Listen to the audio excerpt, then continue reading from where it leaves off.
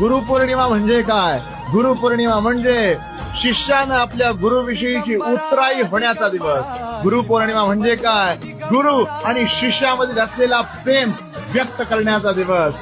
गुरुपौर्णिमा म्हणजे काय? आपल्या भक्तानं, आपल्या शिष्यानं आपल्या गुरुच्या चरणी अखंड नतमस्तक होण्याचा दिवस.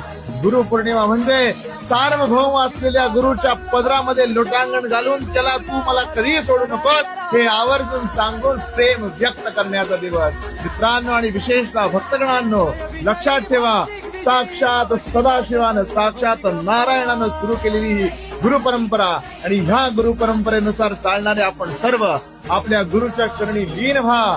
गुरुपौर्णिमा आनंदानं, उत्साहानं, चैतन्यानं साजरी करा. आपल्या गुरुच्या चरणी नतमस्तक व्हा. गुरु सदैव पाठीराखा होईल. श्री स्वामी समर्थ. गुरुचे लक्षण